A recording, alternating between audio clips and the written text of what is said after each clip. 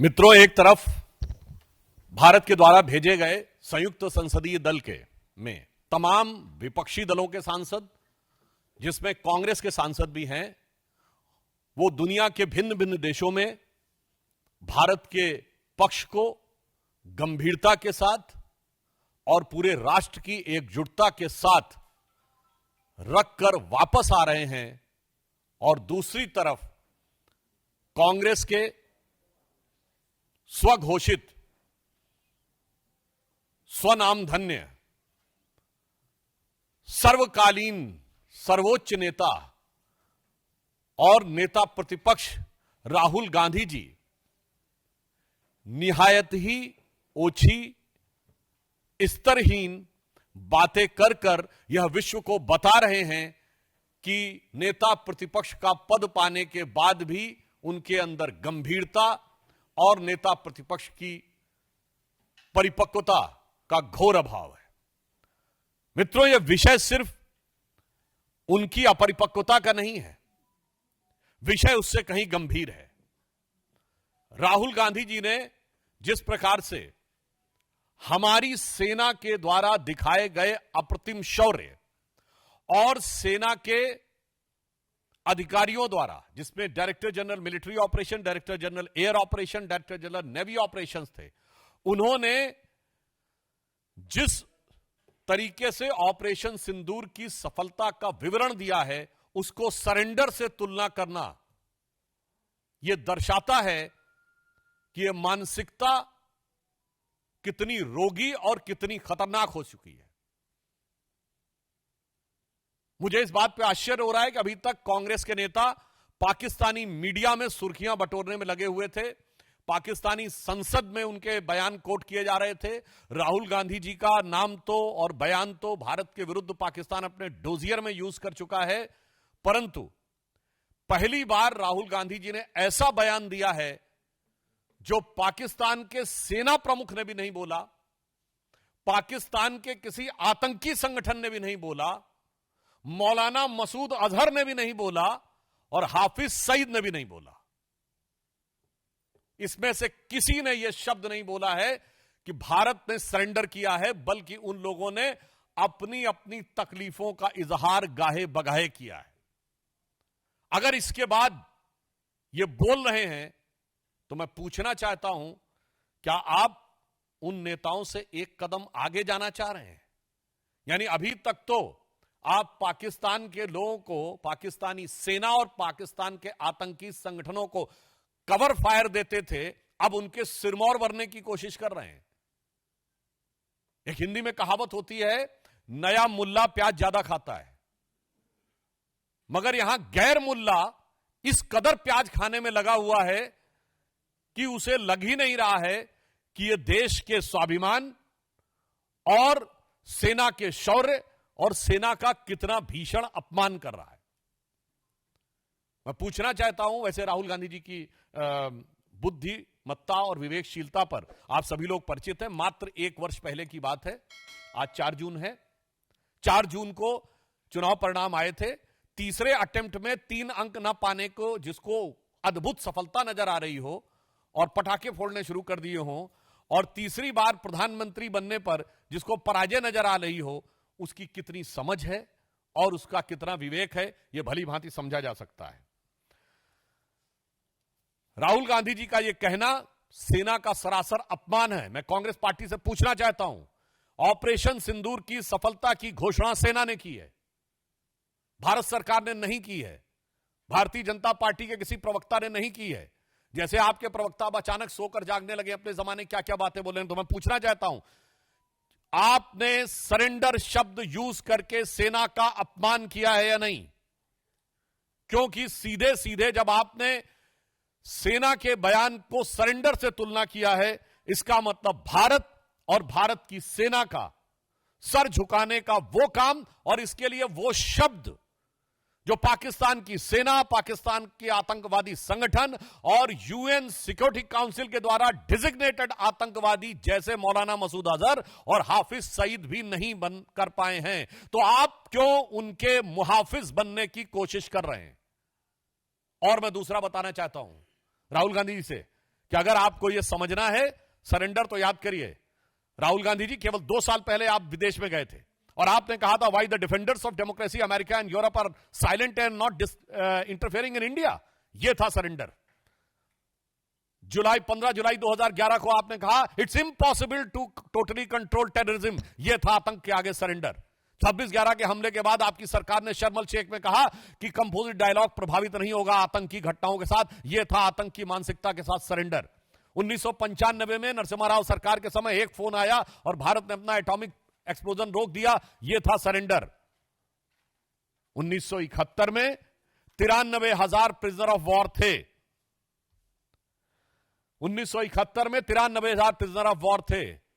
फिर भी पीओके क्यों सरेंडर कर दिया? छंब का 160 किलोमीटर का एरिया जीता हुआ क्यों सरेंडर कर दिया? 13,000 किलोमीटर पाकिस्तान के पंजाब और सिंध का जीता हुआ क्यों सरेंडर कर दिया?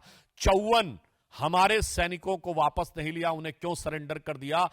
1965 में जीता हुआ हाजीपीर का दर्रा सरेंडर कर दिया।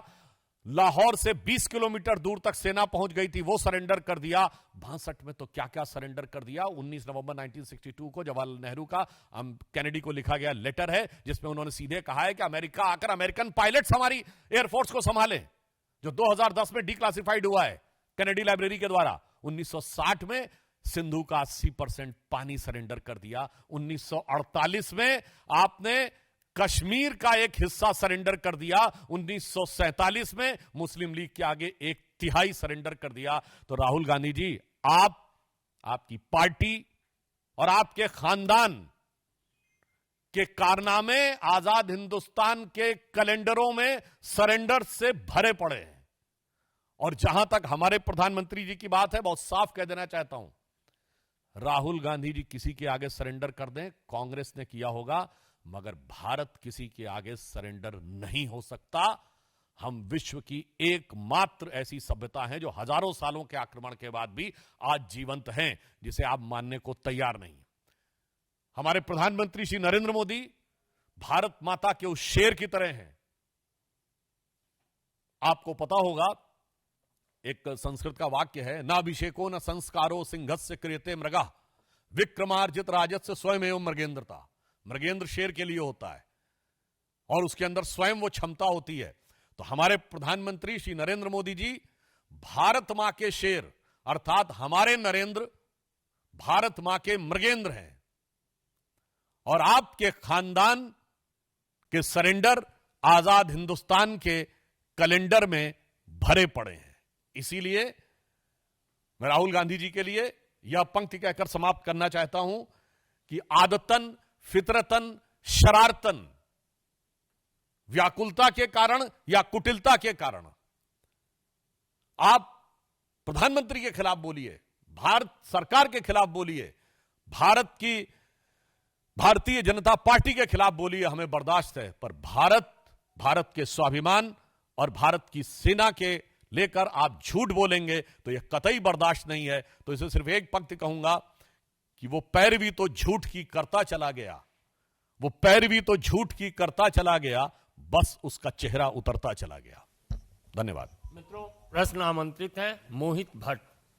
सर, राहुल गांधी ने जो कहा, sir, you are basically giving reference to how Trump again and again he is saying this, that because of Trump they have surrendered, because of Trump we have agreed to ceasefire, but the armed forces have denied it. They have said it was Pakistani DGMO who called us, and that is why ceasefire happened. So the attack coming in from Rahul Gandhi and Congress about Trump had to...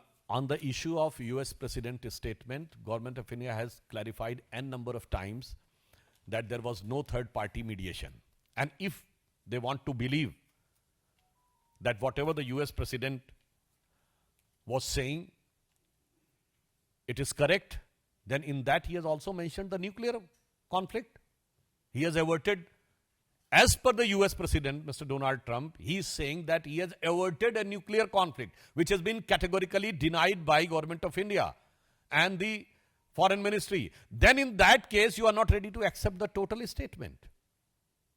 And I would also like to remind, during the run-up for the presidential election, there is a video available of President Trump in which he was saying that he once talked to Prime Minister Modi and he's saying that one country is annoying you or irritating you too much, and he said, you can guess the which country is. And I can ask them to stop those things. Then it is the statement of Donald Trump when he was running for presidentialship. Then Modi ji said, no, we have taught them lessons several times. I will do it. वैसे राहुल गांधी जी को चूंकि जब वो लोकतंत्र की रक्षा के लिए भी विदेश में जाके अमेरिका से गुहार लगा चुके हैं, तो उन्हें ये ज्यादा नजर आता होगा. इस कारण से इस संभावना से इनकार नहीं किया सकता. वैसे ऑन द लाइटर नोट मैं कहना चाहूंगा, अमेरिका के राष्ट्रपति ने 31 मई को एक और ट्वीट किया है जिसमें उन्होंने कहा है कि Joe Biden was killed in 2020 और जो 4 साल तक अमेरिका के राष्ट्रपति थे, he was a robot clone. तो मुझे लगता है कि कितना भरोसा, बल्कि मैं अमेरिकी सरकार से भी पूछना चाहता हूं कि भाई ये बयान उन्होंने अपने ऑफिशियल जो ट्रूथ करके उनका एक सोशल मीडिया है उस पर दिया है, तो राहुल गांधी इस पे भरोसा करते हैं नहीं? मुझे लगता है इस पे बता दे तो बेटर रहेगा. वैसे इस तरह के बयान देकर मैं एक बात कहना चाहता हूं. पाकिस्तान के प्रधानमंत्री शहबाज शरीफ का रिकॉर्डेड वीडियो अवेलेबल है जिसमें वो कह रहे हैं 9-10 अगस्त की दरमियानी रात को 2:30 बजे मेरे जनरल आसिफ मुनीर ने मुझे जगा कर ये कहा कि वजीर आजम साहब, पाकिस्तान के कई एयर बेसेस के ऊपर अटैक हो गया है और नूर खान एयर बेस पर भी मिसाइल गिरी है. ये आसिम मुनीर और शहबाज शरीफ दोनों का कबूलनामा है. फिर वो अजरबैजान में भी जाके बोले कि हम तो फजर की नमाज का इंतजार कर रहे थे कि 4:30 के बाद अटैक करेंगे, उससे पहले ही इंडिया ने अटैक कर दिया रात्रि के 3 पहर में ही. तो मैं पूछना चाहता हूं राहुल गांधी जी से कि शहबाज शरीफ और आसिम मुनीर के इकबालिया बयान के बाद भी अगर आपको समझ में नहीं आ रहा है तो आपको क्या कहा जाए? राहुल शरीफ कहा जाए या राहुल मुनीर कहा जाए? क्योंकि आप तो मुनीर और शरीफ से भी ज्यादा बड़े पाकिस्तान के पक्ष में तकरीर देने वाले नजर आ रहे हैं.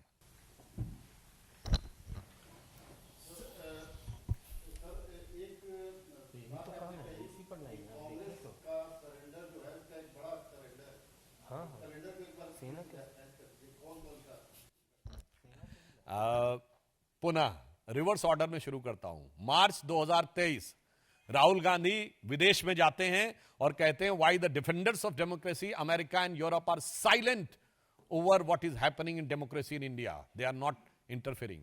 यह था सीधा सरेंडर. अब आप आइए, 15 जुलाई 2011 को राहुल गांधी कहते हैं it's impossible to stop terrorism. यह था टेररिज्म के आगे सरेंडर. 26/11 के मात्र 9 महीने बाद जुलाई 2009 में पाकिस्तान के साथ उस समय की सरकार, मनमोहन सिंह की सरकार, एक neutral destination, again I am री एम्फसाइजिंग, न्यूट्रल डेस्टिनेशन शर्म एल शेख में ज्वाइंट डिक्लेरेशन साइन करती है और वो कहती है टेररिज्म से कंपोजिट डायलॉग प्रभावित नहीं होगा. यह था टेररिज्म की मानसिकता के साथ सरेंडर. 1996 में आपने मोस्ट फेवरेट नेशन का स्टेटस दिया, यह था उनके साथ सरेंडर. अब आप आइए, 1971 में 93,000 प्रिजनर ऑफ वॉर थे, फिर भी पीओके नहीं निगोशिएट किया. अरे लेना तो छोड़िए, निगोशिएट नहीं किया. यह क्या था? 13,000 किलोमीटर हमारा पंजाब और सिंध का हमारे पास थे, वो छोड़ दिया. यह था शिमला में सरेंडर. और ये मैं हवा में नहीं बोल रहा हूं. बेनजीर भुट्टो ने अपनी किताब डॉटर ऑफ द ईस्ट में लिखा है कि जब वो शिमला समझौते के बाद रावलपिंडी पहुंचे तो उनके और उनके पिताजी का इस गर्म जोशी से स्वागत हुआ कि जंग हारने के बाद वो डिप्लोमेसी में सब कुछ जीत के आ गए. I am quoting the book of Benazir Bhutto. अब आइए, 1965 एक न्यूट्रल डेस्टिनेशन ताशकंद में समझौता होता है और हम लाहौर से केवल 20 किलोमीटर तक पहुंच गए थे. वो और हाजी पीर का दर्रा, जिसके लिए वीर अब्दुल हमीद जैसे कितने शहीदों ने बलिदान दिया, वो सरेंडर कर दिया.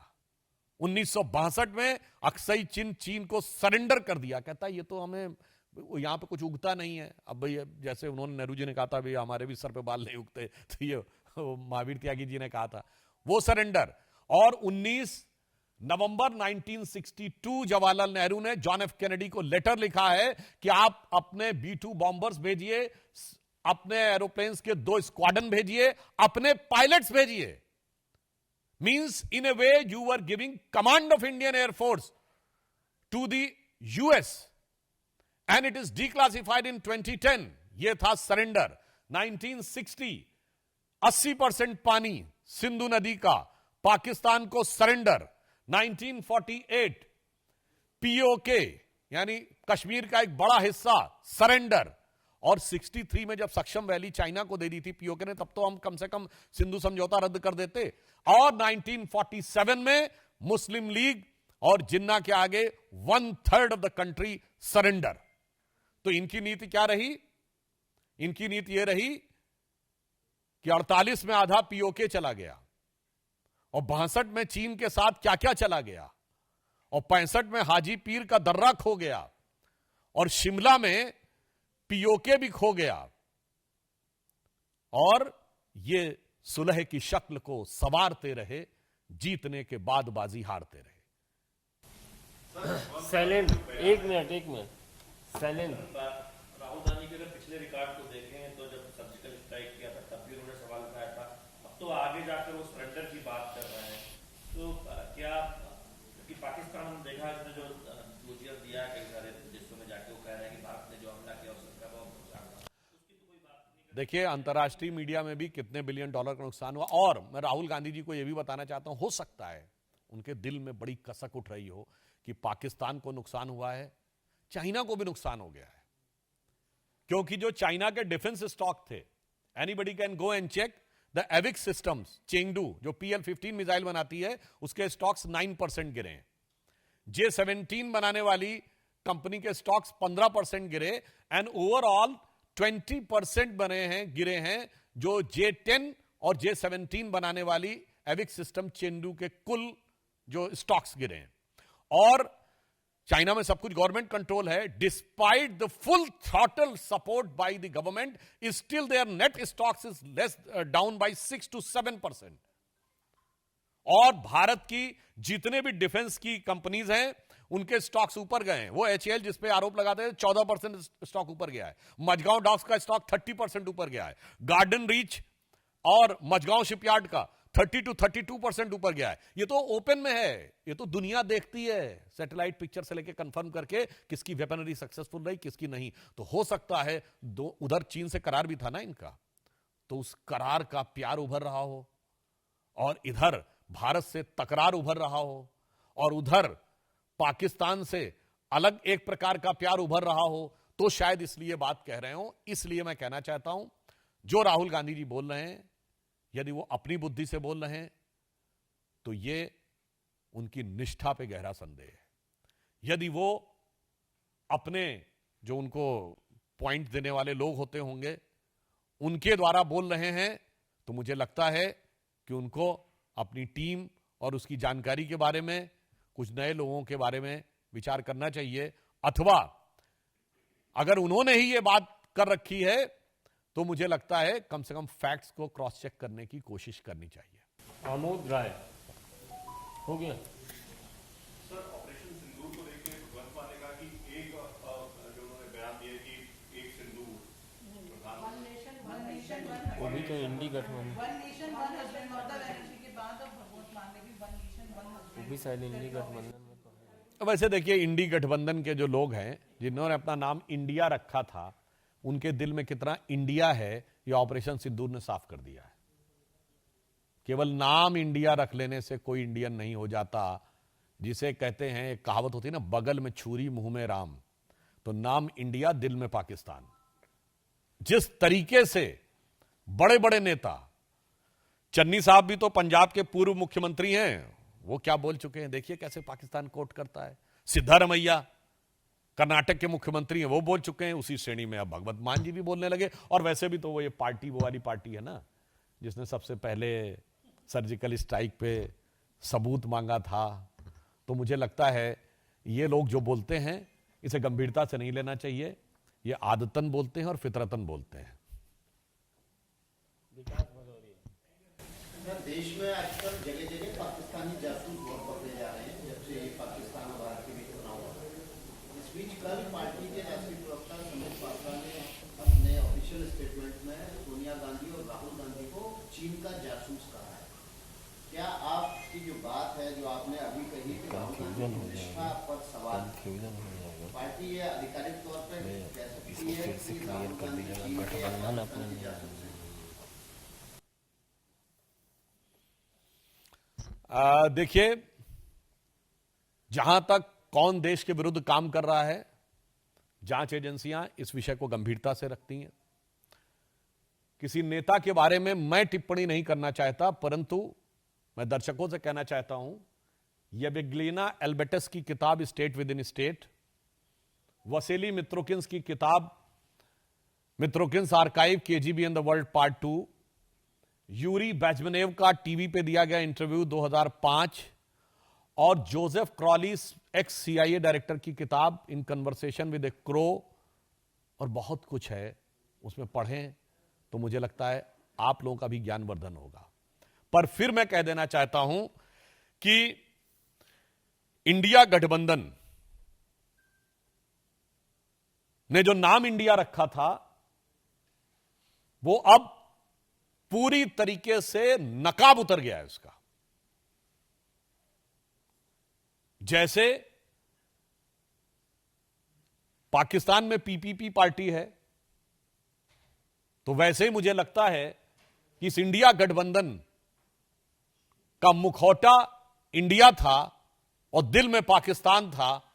अब एक के बाद एक वो छिलका उतरता चला जा रहा है और बात बिल्कुल साफ होती चली जा रही है। तो जो मैंने बात बोली थी, वो जो पंक्ति कही थी, उसी के आगे की पंक्ति बोल देता हूं। मैंने कहा था ना, वो पैरवी तो झूठ की करता चला गया, बस उसका चेहरा उतरता चला गया। आगे इंडिया गठबंधन के लिए रंगत समझ में आई, मगर आई देर से, कच्चा था बहुत, रंग उतरता चला गया। ये इंडिया का नाम कितना कच्चा था, ये अब उतरता चला जा रहा है इस गठबंधन के नाम में जो भारत का नाम लेने का प्रयास किया था।